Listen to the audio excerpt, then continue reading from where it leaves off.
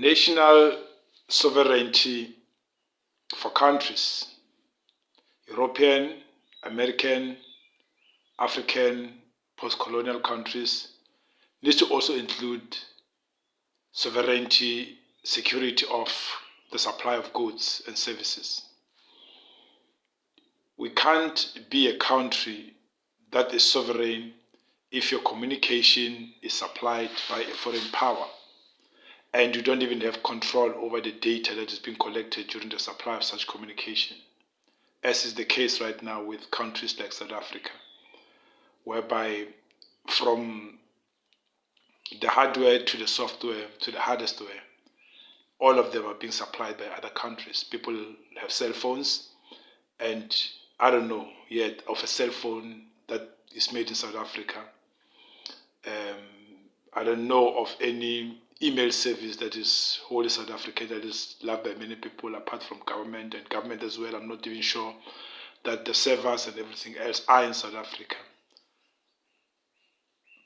But the problem comes now when the very same cell phones that are made in Japan, made in Korea, made in the United States, made in India, China, they are being used by government people, and they are being used by government, they are being procured for government use by functionaries and even politicians without a proper audit having been done, as in the backdoors that are there, that the country that manufactures those phones does not have a backdoor to any communication that happens there. So to a point whereby they don't need to bug a phone, but your phone already is a bug, already is providing information to them. So back up everything else. And whenever they want to listen to a cabinet decision or any political party meeting, cabinet lekgotla, those meetings of political parties before they go to elections where they battle it out, they're able to do it, they can be able to influence.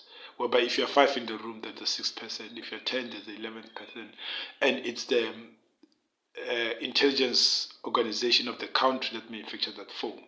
Same thing with the softwares that people buy and people install, and that are being trusted even by government, by them, and they are accounting softwares, they are audit softwares, they are do very many things, even analysis softwares.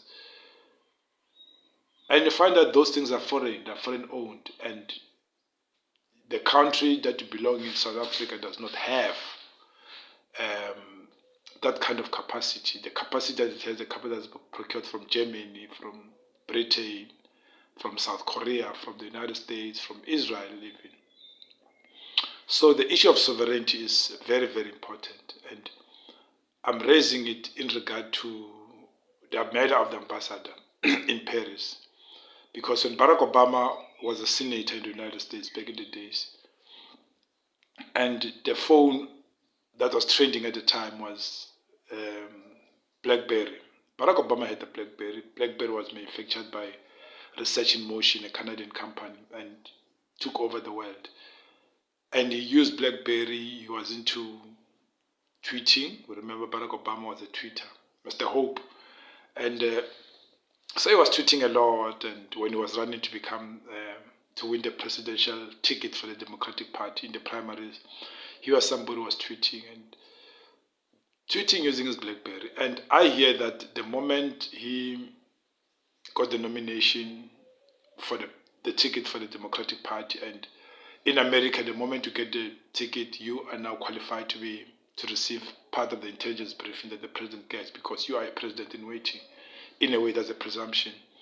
So that the moment he did that, the Secret Service, who are responsible for the security of the executive in the United States, they came to him and said, you can no longer be able to use the BlackBerry, because the data backup for the BlackBerry is not done in the United States, so it's done in a foreign country, which means anybody can hack into that data and don't know about your movements. Because a phone, in a way, it's called a spy in your pocket. It tells people about your movement. I said, no, you cannot do that. You need to get a phone that we make. They make phones for their executives. You'll use a phone that we make, and you can no longer do the Twittering thing. That account must be handed over to a team, a communications team that's going to do it, which means they can do it even in his absence, or the location that is not even there. And that's how they secure their presidents. So one doesn't know whether, or one knows that in South Africa, our presidents, even important politicians, they love their iPhones, because for them that's like the best thing they can have. But iPhones are Americans, and you bet you last time, iPhones, the National Security Agent, the NSA, the listening in agency of the United States, they've got their backdoor on iPhones. They're listening on all those communication, and they love them because they are expensive, and they give them a sense of being important, that I'm using a very expensive phone. And and there was a time they were loving Nokia's. There was a time. So the vanity of the political class in South Africa, it exposes the country to national security threats, because they go for what's expensive, even if what's expensive it's what's most compromising of security. So they also love to show us which phones they have. They love to hold them in their hands, unaware that even if they didn't know that you are using a Nokia, that people who know how to hack a Nokia. They might say, oh, that president is using a Nokia. Oh, that president is using I don't know if a Nokia is still there. Oh, that president is using a Samsung. Oh, Samsung this and that. No, we'll figure out how to hack that Samsung. I don't know which phone the Ambassador Mteto used when he was in France, but I know that it was not a phone made specifically for him by the Security Service of South Africa. They don't make phones for the important people. There's a phone that was purchased, but there's a phone that obviously has a backdoor. American presidents don't use the network that we have, that everybody else uses. They've got their own network when they've got their own connectivity, so you can't even hack between the encrypted software. Whenever that person travels, they travel in their own tower to make sure they can have communication. But one believes that probably our ambassador in France, they had their own SIM, but in France, they were communicating within those networks, which means from the moment he arrived, his security has been compromised. But other than that, also every ambassador that we have in the world, their security is compromised. But with ambassadors, maybe one can say it's limited because they have to use local phones. We know of a situation whereby American diplomats who were in Uganda had their phones compromised using software, using a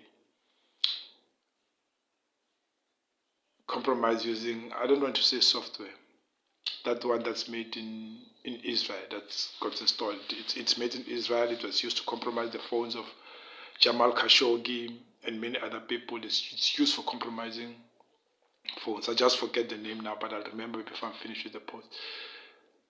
So there is an agreement between the people who make that software that they install in phone, the spyware that they install in phone. There's an agreement between them and the Russian government and the American government that the way they wrote the code, that spyware should not be able to install in phones that are in America, American phones and Russian phones.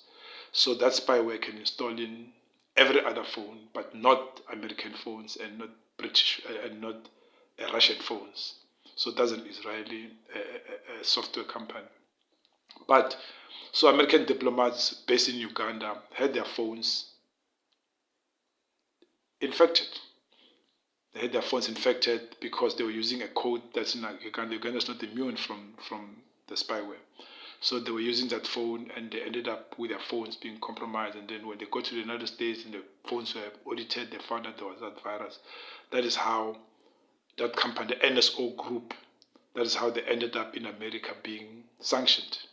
Because they said you infected our diplomats' phones, but they didn't infect them in America because the spyware cannot install in America. But it installed in Uganda because the phones were using a code. So I'm raising this because I will say, look, you can't control what ambassadors' phones, if they can be infected in those countries, in France, wherever. But if France had the same agreement with the NSO group, you'll think phones cannot be infected. But I'm raising this because they say the ambassador send an SMS to his wife in a different language, because somebody, if a man has a wife, they wouldn't speak to their wives in a foreign language. They would speak in isiZulu, if it's Zulu. So apparently the message was sent in another language. I don't want to say English or French, but I think it was English. And that's what raised suspicions on the web that something was amiss, because this person is now speaking a different language. But now, people are able to get into those phones and do some of those things, primarily because of spyware that gets installed, because people are vulnerable to spyware. People open links. I'm not saying that's what happened. But I started off on the issue of sovereignty. Look, I always say South Africa is not sovereign until it can produce 100% of the food it needs. If you can't produce your own food, you can't produce your own cars. We don't have vehicles. All the elected officials are driving German cars. They're in German cars. They're transported in German cars. It's a BMW, it's a Mercedes-Benz, an Audi. And you ask yourself, why don't we have a car?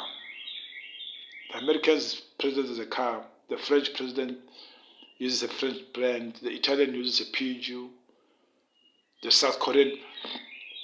Most of these countries, they use cars that are made in those countries. But in South Africa, it seems people are just so comfortable using foreign things. And when you are using foreign things, you are colonized. It's easy for you to be targeted, to be traced, to be targeted. Because there's no sovereignty in a movement. And as part of really strengthening the country's security, I think it will be important to start looking into those grand projects. Let's have a cell phone that is South African made, that South African elected officials and functionaries can use, that cannot be hacked. Let's have a vehicle. Let's make a car. We make military vehicles to show that we do have the capacity to make vehicles. We make military vehicles, huge, very powerful one that gets sold overseas. Let's make it a national project that we want by this date, by 2030 or by 2028, to have a car that's made in South Africa that politicians can use, bulletproof if it needs to be bulletproof. And let's secure our food. And this thing of over-reliance on people who later join AfriForum and Solidarity, they start making noise for our food. You never know what they will tamper with those food. We need to have a food security strategy that includes the majority of South Africans produce the food that we need, instead of some of these things buying strawberries from Israel. You wonder why would you buy strawberries from Israel when you can have strawberries from here? So we need to have that reliance, self-reliance as a country, so that we can, because reliance, the ability to protect your supply chains, technology, communication, food, logistics, it is what independence is about. And South Africa must have that obsession with independence, instead of always wanting to be the sounding board of foreign products, and instead of politicians always obsessing with foreign technology as if it defines them. Doesn't. It kills us. And I'm sure we'll find out later as the story of the ambassador's killing, murder, unravels. ASAP, a South African perspective. Like and subscribe. Let's make the circle bigger.